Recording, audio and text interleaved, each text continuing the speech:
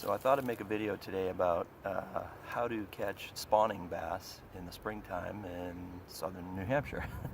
Actually, this technique isn't just native to southern New Hampshire. You can catch bass anywhere like this in the springtime. And of course, one of the questions that people always ask, is it ethical to catch bass on the beds? Well, I think it is, as long as you put them back right away. If you look at tournaments, right, they'll catch fish off beds, right, save them in the live well, keep them all day, and then put them back at the landing site, which is far, far away from where they were bedding. So if you catch a fish on a bed and you put it back right away and the fish is uninjured, he should go right back to doing his job and spawning.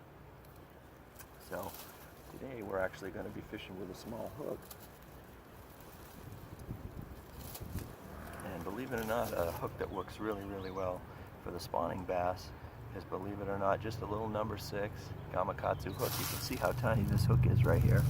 This hook is very sticky, okay?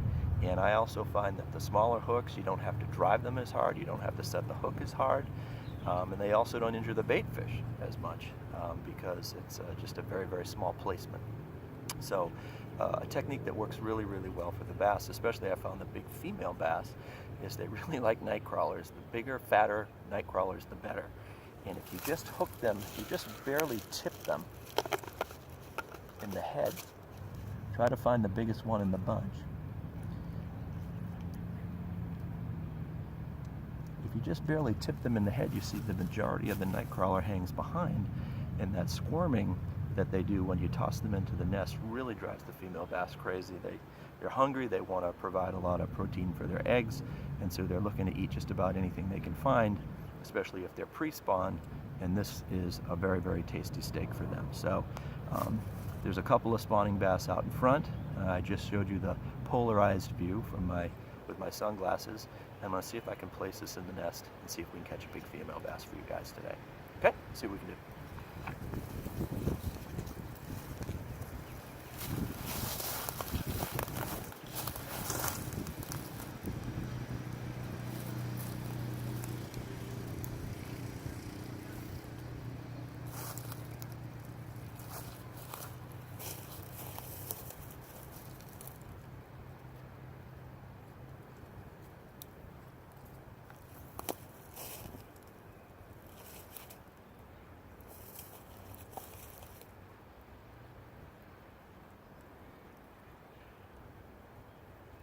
Like she took it right away.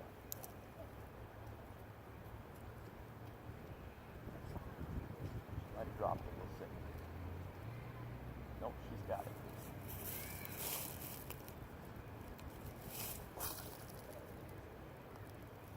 This fish will probably go 3 or 4 pounds.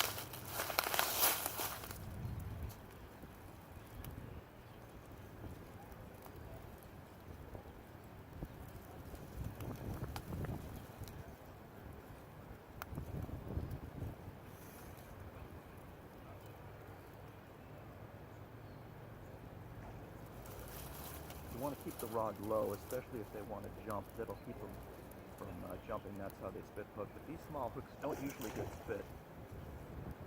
As I told you, they're very, very sticky.